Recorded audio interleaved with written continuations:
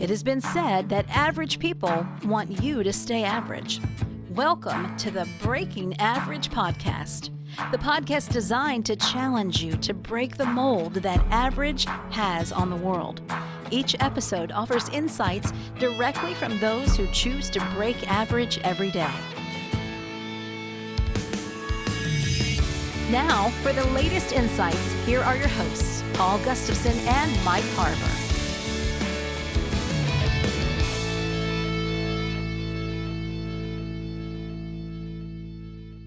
Welcome to the Breaking Average podcast. My name is Paul Gustavson, and joining me today is my co-host, Mike Harbour. Hey, Mike. How you doing, man? Paul, I am doing great. You are looking fantastic today. How are you? I'm doing really well. I'm just loving what we've been doing here with movies and just some of the interviews, the Sonia interview that we had last week, which was fantastic, and just enjoying this connection, especially with our in-studio guest, Rick and Diane.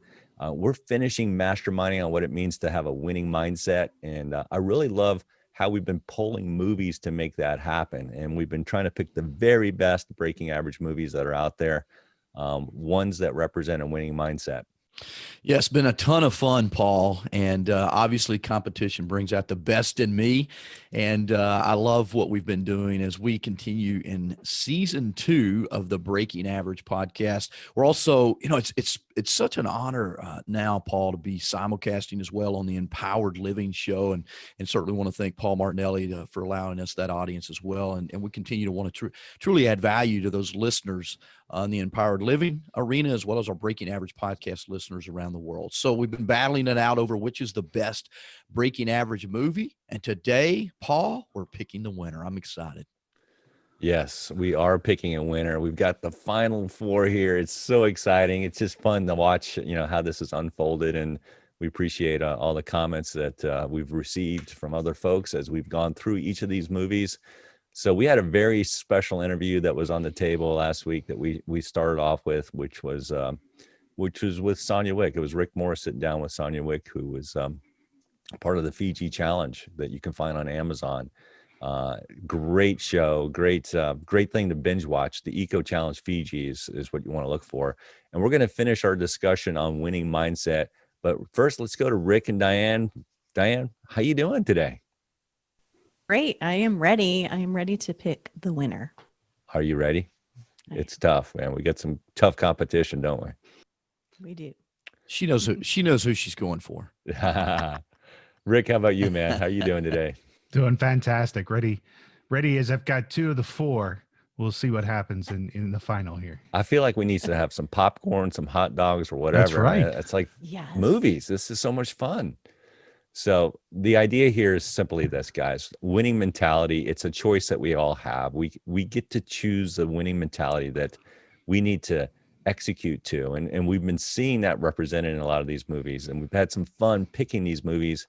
Our sponsor last week was Harbour Resources. So shout out to Mike Harbour at harborresources.com if you're looking for just leadership training, coaching. No better place to go to than Mike. Mike was my personal coach and still a great friend and coach to me. And Mike, thank you for being a co-host on this show. So thank you for that. Yeah, it's an honor, Paul. What we do at Harbour Resources is just try to help leaders like you win and help companies win in their leadership as well. Paul, in just a moment, we're going to get to see our final 4. We know who those are. And now we want to take just a quick minute to talk about this idea of competition and the winning mentality. And what is winning mentality? Why does it matter? So let's talk about that just a little bit. Winning mentality, Rick. I want to come to you first. Why does it matter? What is winning mentality? Why does it matter? Well, winning mentality I think, is an outcome of competition itself, right? Competition's a driver. And if you don't believe me, just watch the switch that gets thrown in Mike's head the moment we start to compete. The moment something's on the line, boy, this tiger comes out in Mike. But it's the same for me. And I think that's what the banter, even though we pick on each other quite a bit, there's loads of respect and loads of, I look up to Mike quite a bit.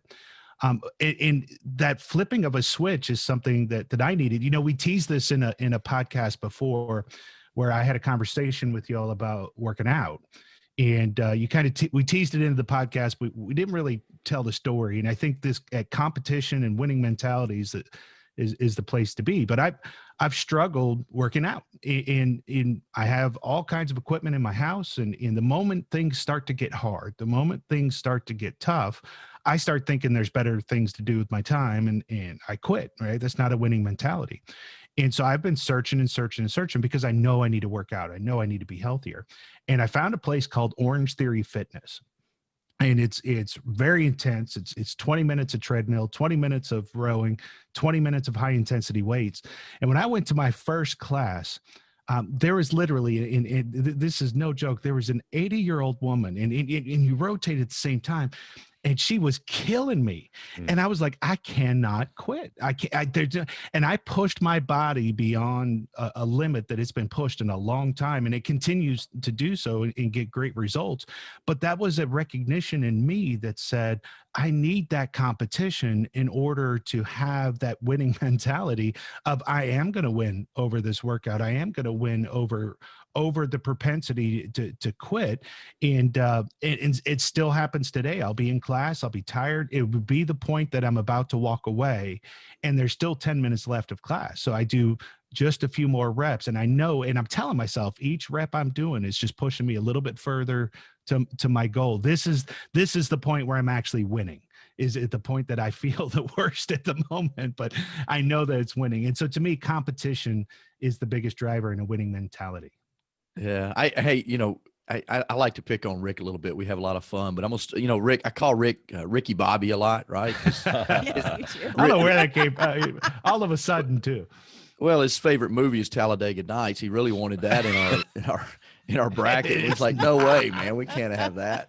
But I'm gonna start calling him Big Orange now because it's Orange Theory, right? That's your new nickname, Rick, Big Orange.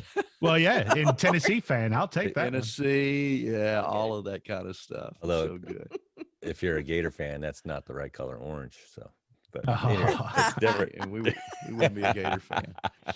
Diane, what about you? Winning mentality. What is it in your opinion? Why is it so important for us? Oh, you all crack me up because Paul, you just said to Mike earlier, he was my coach and we're still friends. So I'm just saying.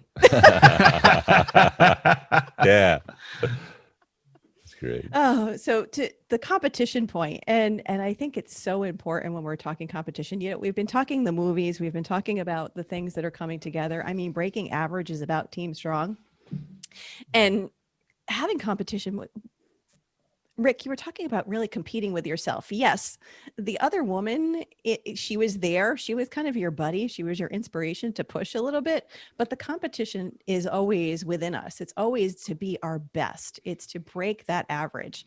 And so that winning mindset is always an internal conversation. And when we were talking about Sonia, it was always that internal, I need to overcome my own mind to move forward. And sometimes we do need that buddy that appears as a competitor to make us go the extra mile. And so, I love that Mike brings that out in you every single time, Rick, and Rick, that you can bring that out in Mike. Yeah. It's fun. Yeah, it's really, the winning mentality is a lot of fun. And I love competition. I'm a much better competitor than I am today. You guys, I'm kind of being the anti-leader when I have fun on the show and kind of pull out the best of me. But I've often said, earlier in my life, if I were in a foot race with my grandmother, I'd let her win until we got to the finish line. Then I'm going to trip her.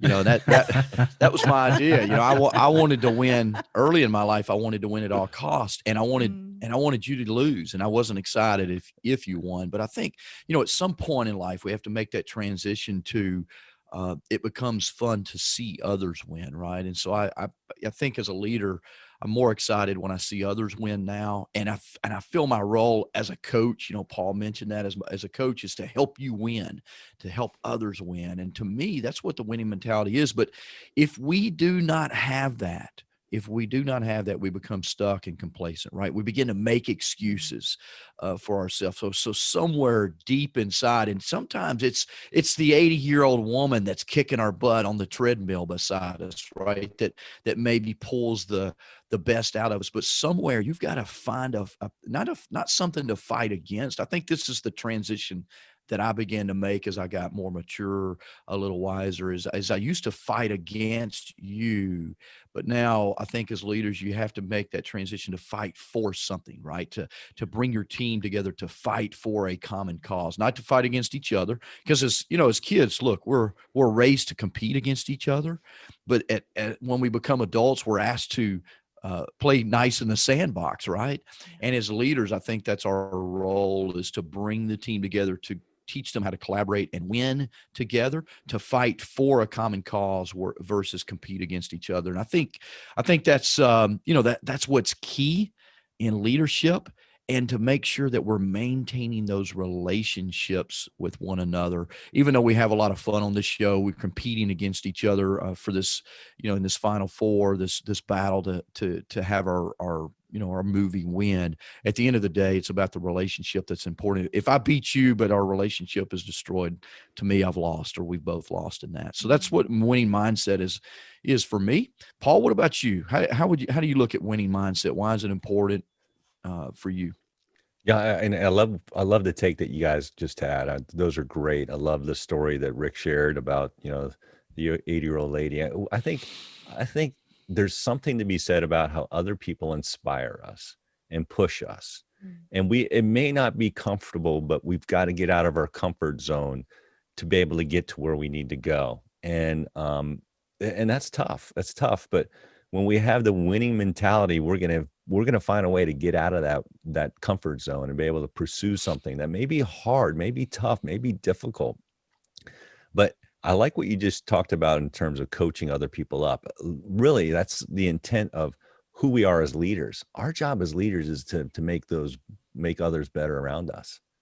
And we have that opportunity, and you made a comment about fighting for something, not against something. And that took me back to Simon Sinek. He talks about this just cause in his recent book, The Infinite Game, that a just cause is a future vision that does not yet exist yet, but we aspire and attain. We want to attain that.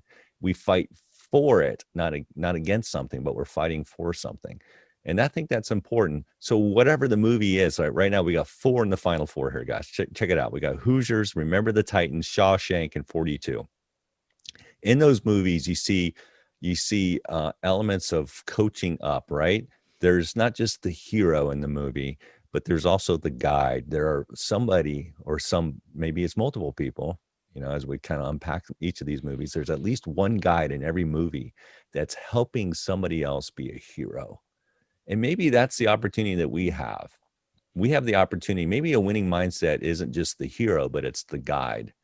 And that we can cast a vision despite the challenge and help somebody achieve the goal that they want. So I think it's really powerful that the winning mindset is something that we choose. It's a mentality that we can choose for ourselves, and one that others can aspire to have.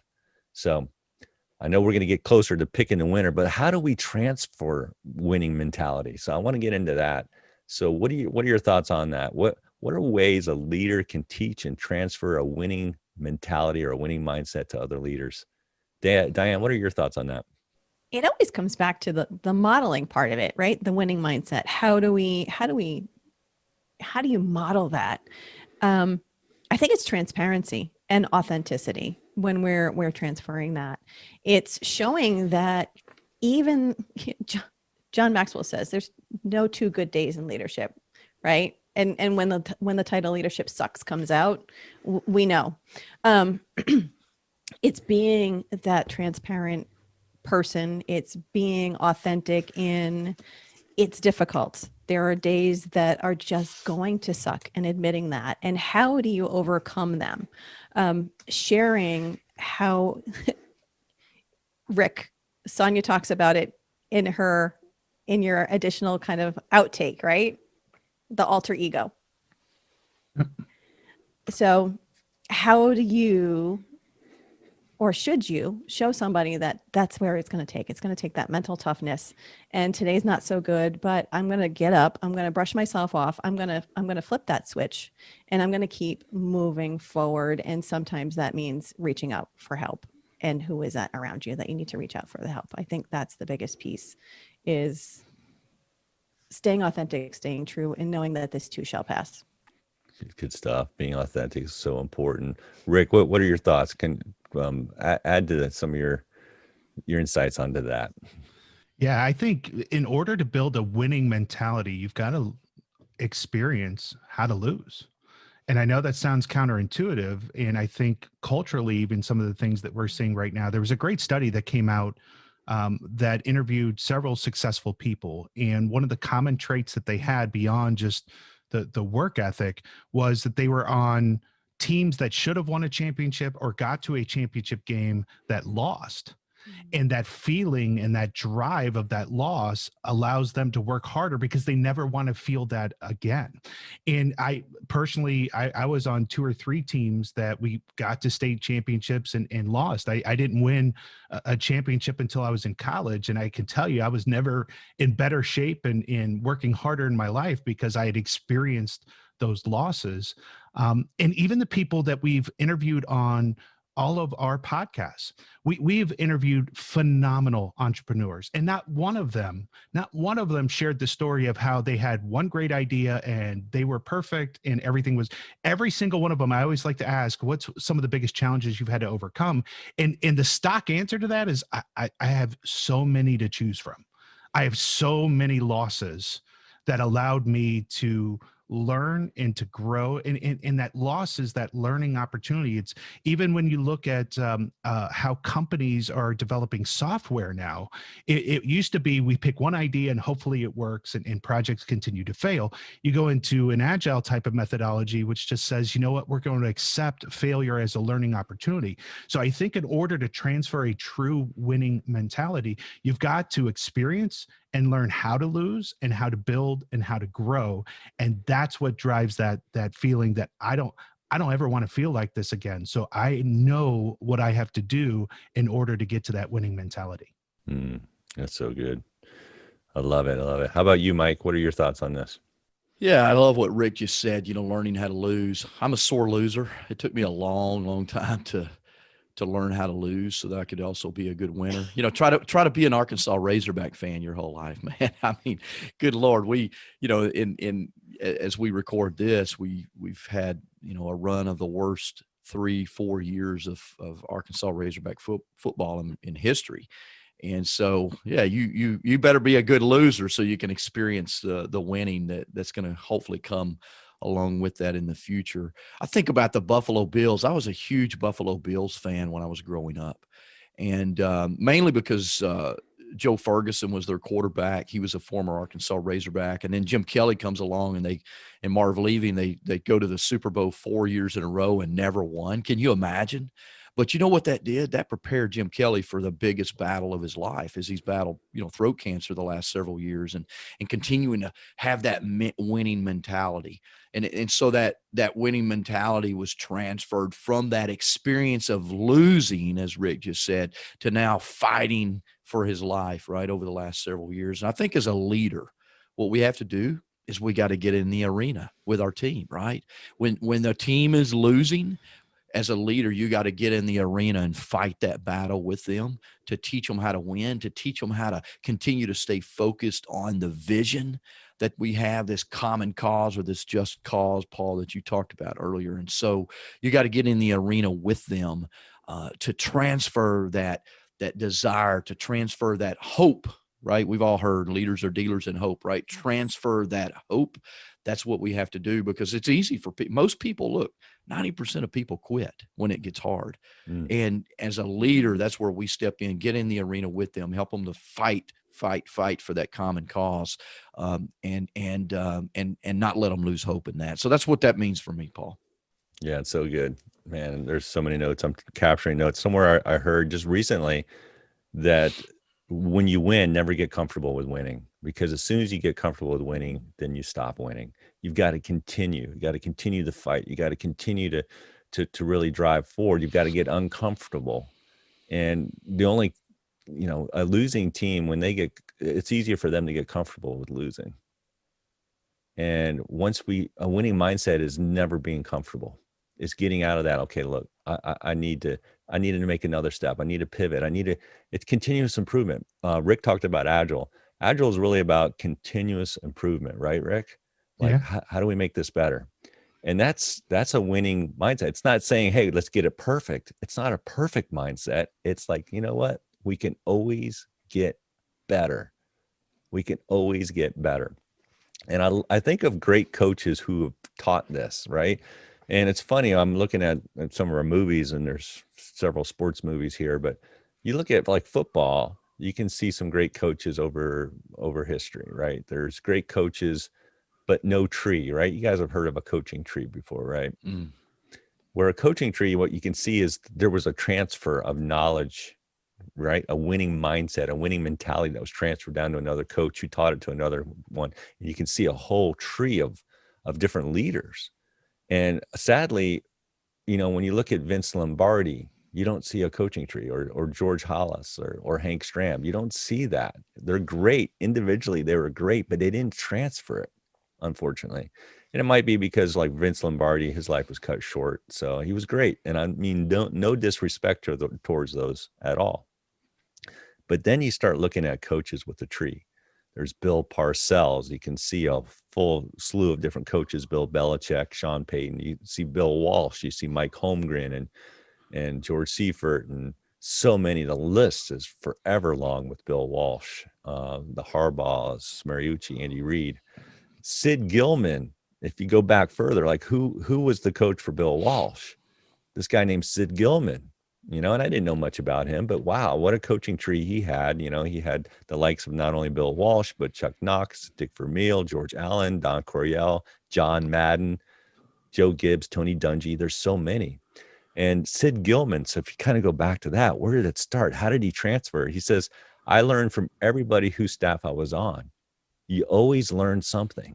And it's about being continual learners.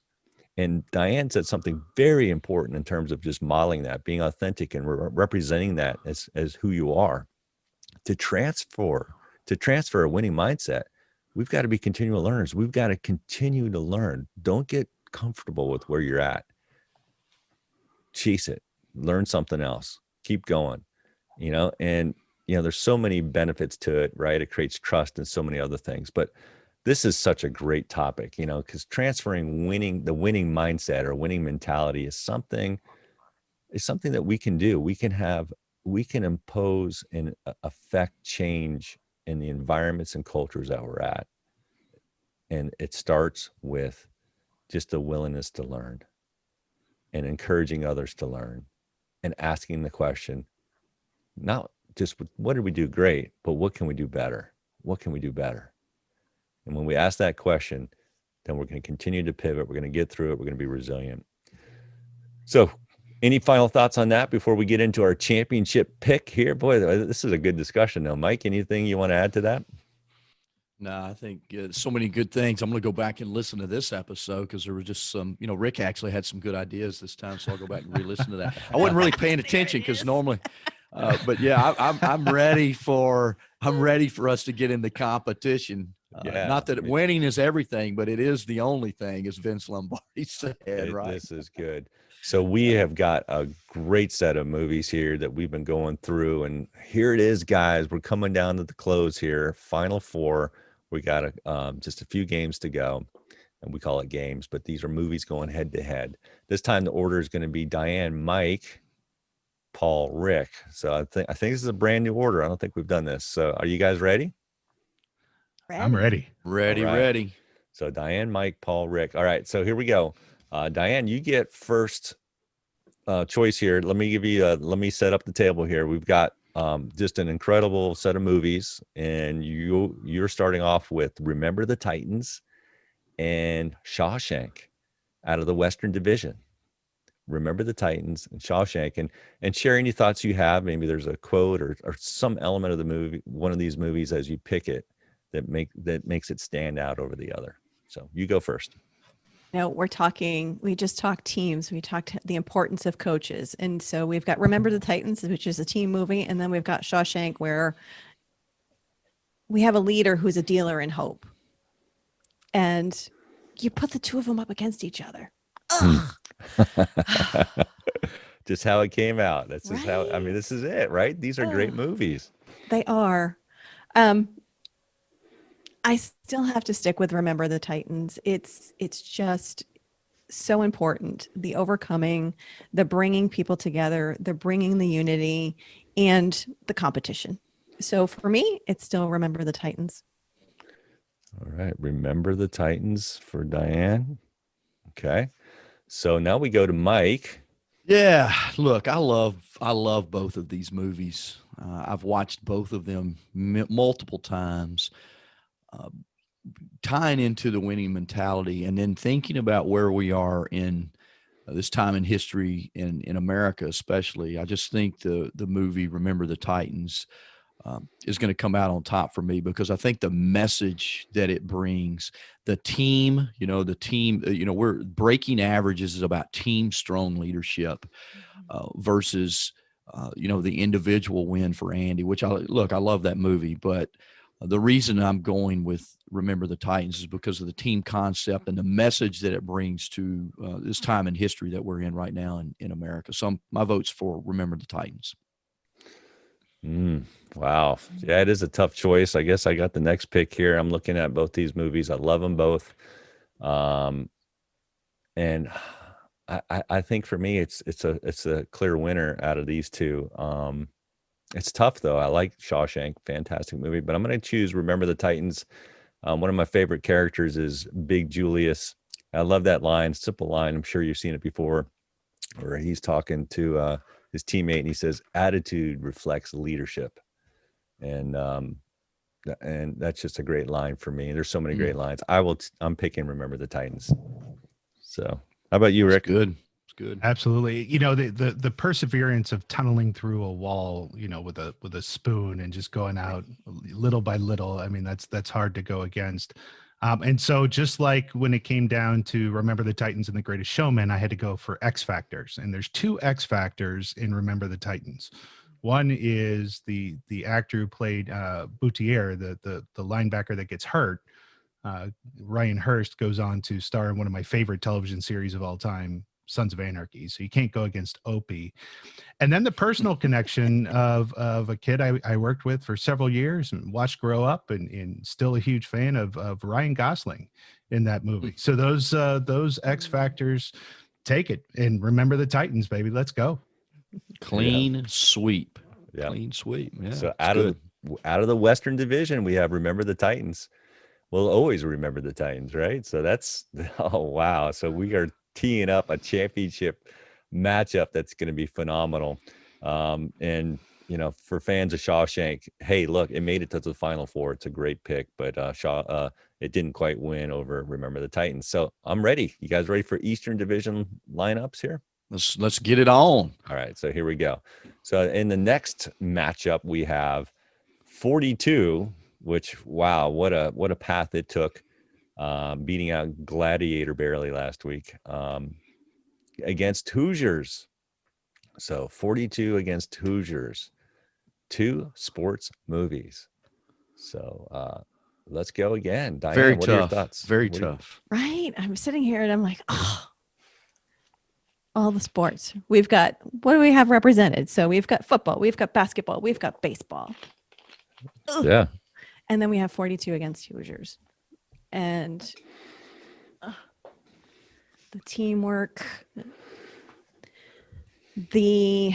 somebody has to go first though, right? Some leaders, we need somebody who needs to go first to create change. And Jackie decided to go first. And so I know we're talking competition, we're talking winning attitude, we're talking great coaching.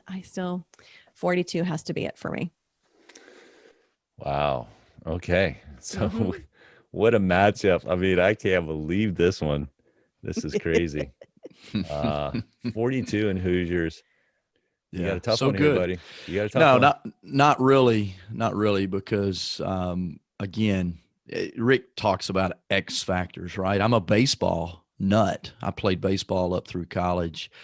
But not only that, I mean, that could be my X factor. Not only that, the message behind 42. I love what Diane just said, that someone has to go first. Jackie Robinson just happened to be that guy. to bring that message forward. I want to see 42 pitted against Remember the Titans because they're both bringing the same message. And so I'm going with 42. All right. So Mike is picking 42. And, this one is a tough one for me because 42 is one of my favorite all-time movies. And then I just recently watched Hoosiers again. And I was like, wow, that's pretty good too. So it's a tough one. But it comes down to just the impact that movie 42 and the life of Jackie Robinson will forever be felt. 42 is a number of breaking average. It is not just the answer to life, right? What's that movie? Hitchhiker's Guide to the Galaxy. The answer is 42. That's my answer, 42. The answer to that was a great call out, Paul. I love that. What is the answer to life?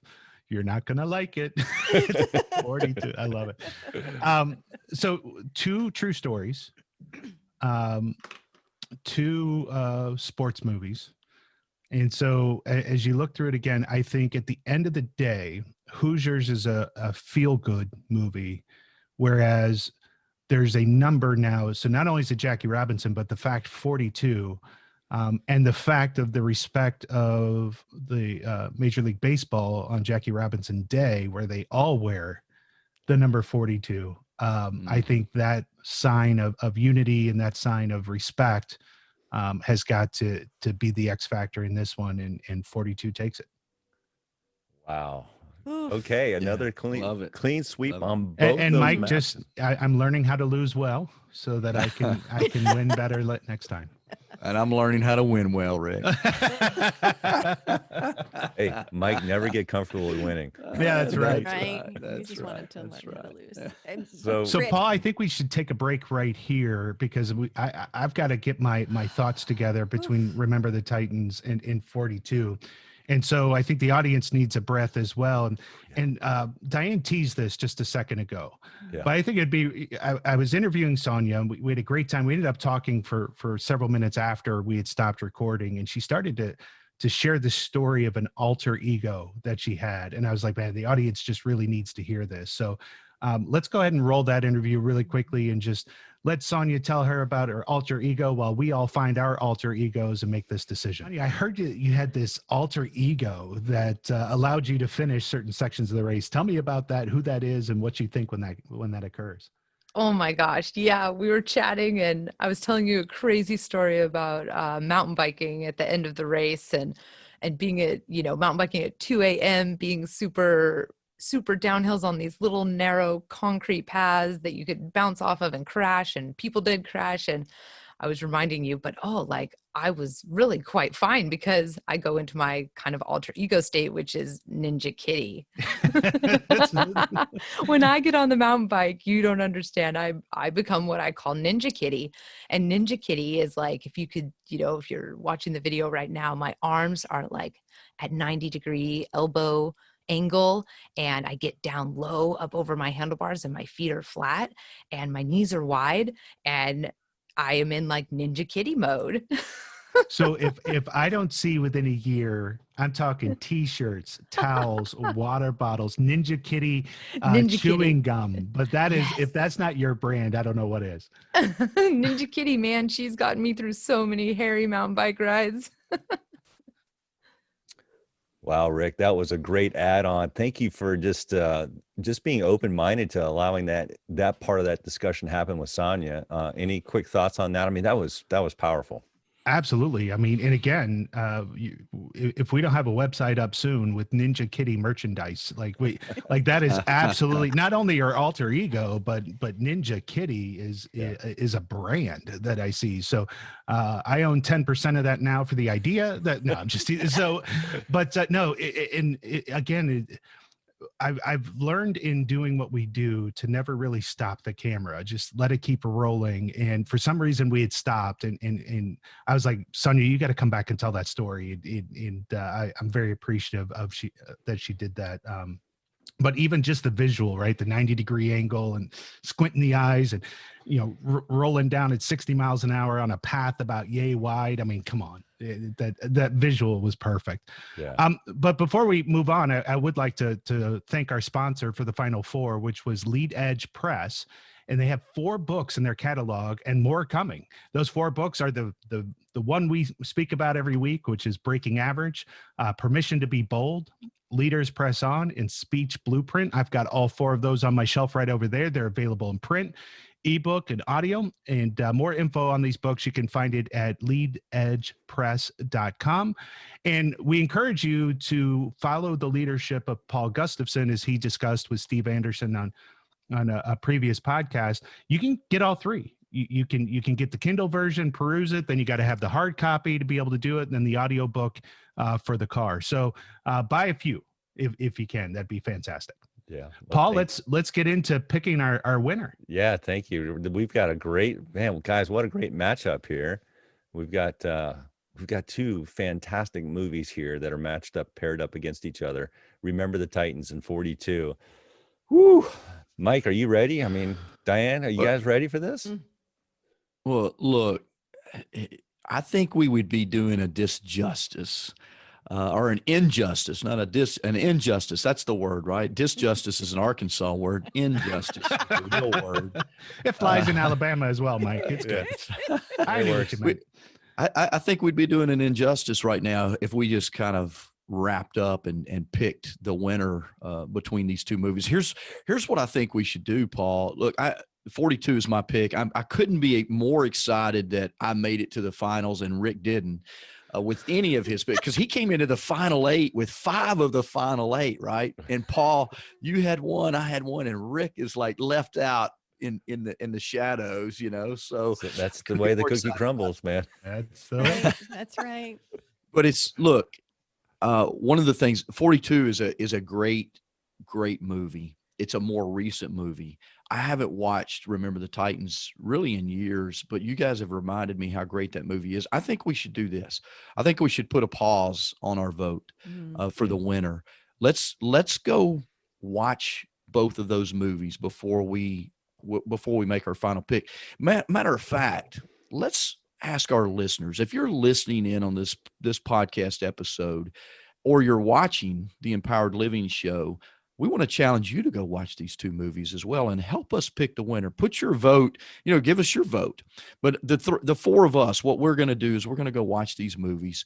And Rick, Diane, Paul, what I want to challenge each of you to do is pull 3 of your favorite quotes from the movies that we can use to talk about breaking average and how those teaching points help us break average in our leadership as well. And then in Rick's words, what's your X factor for your pick? And so the common cause for us that we're going to fight for, instead of fighting against each other in this battle to the winner, let's fight for the best movie and why. That's what I think we should do. What do you guys think? Ugh, I love it because you just let me off the hook. You gave me some time to think. I like that. Yeah, these 2 movies, I mean, wow. I was having a hard time trying to figure out which one I was going to pick. And I like this idea. Maybe I need to go back and watch both of them again. I think X factor. Go ahead, Rick. I've got a lesson I think here I can teach as well with Mike picking on me so much. You never pick on the guy who edits the podcast. So I'm gonna pause here for just a second and roll this little clip. So anyway, guys, I just wanted to get together really quickly for just a quick meeting, because you see how Mike is so competitive and he's really, really going to take this seriously. So we need to make sure that we make a pact where we kind of let him win. Like, what do you think a movie is, Paul, that he's going to pick that we all probably have on our list that's going to be top 2 easily? Yeah, I mean, it's just interesting how he he's so competitive, and I like where you're going with this thing. I do think we need to create a pack on this, and letting him think that he's the winner, when in reality we control it. Sure. We control it. Yeah. So let's make sure we control this thing all the way to the end. All the way. I think the movie's 42 because he loves baseball. Oh my, baseball. That's right. That's right. So what do you think, Diane? Oh, I completely agree. Because how much he's dissed, a league of their own, because girls aren't supposed to play baseball. So, letting him have 42 in the baseball movie, and it's the dudes that are playing 40 baseball in this movie, he'll be so happy about it. It'll still be a baseball movie, and it won't have the chicks on the field. Oh, and he's definitely going to pick it. He'll definitely pick 42. So that's the pact then. We're going to let him pick 42. We're going to ride that all the way to the end and let him think he's the winner. Because I don't know that I can do podcasts with Mike if he doesn't win this thing. Like we've got to let him win, right? Because he's never going to leave you alone, Rick. He's never going to leave you alone. Yeah, I think we got to take 42, ride that at least all the way to the championship somehow. And you know what? If another one gets close, it gets close. But if we can let 42 get to the championship, then I think at least we satisfy the pact. And the truth of it is, guys, I'm picking a movie that I think we all like anyhow, right? It's not just because we're not just picking a movie because we think it can win. We're picking a movie that is a winner, but we're controlling it. That's right. Yeah. And he's not going to like that, Mike with that high D. He likes to be in control. So we'll let him continue to think that. And you're recording this too, aren't you? What and there you clip go. Is that? There you go. Everybody knows it now, but I'm going to let that clip hang in the air until we record the next podcast for Mike. So there you go. Interesting. Oh man, we're having fun. Going to force me to listen now. That's right. So we have fun, guys. I hope you guys know that we have a lot of fun connecting. We're in different parts of the states and connecting each time we do this. And we never know exactly how it's going to go, but it's always fun. And I love this idea of one more week. Hang in there, guys. We're going to get there, and we want to hear from you. What's the X factor? We're going to be talking about what are our X factors out of these two movies. Such great lessons out of both of these things. And I've had a chance to connect with people associated to both the real people. Coach Boone, I had a chance to meet him.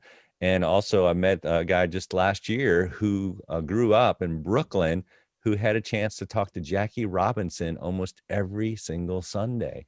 And wow, let's do it. I like that, Mike. Let's pause a little bit. Let's watch it. Let's hear back from our listeners on this. And we invite you to come back, and we're gonna break these movies down even further and pick a winner. Yeah, I'm looking forward to that. Hey, as we wrap up, again, we want to thank our sponsor for today's podcast, Lead Edge Press, leadedgepress.com. I need to get a book published under that publisher as well. But we want to continue to invite you to listen in to the Breaking Average podcast. Also send us your ideas for guests that we should have on the Breaking Average podcast at breakingaveragepodcast.com/leader. We'll see you on the next episode of the Breaking Average podcast. Thank you for listening to the Breaking Average podcast. If you loved what you heard, please take a moment to subscribe.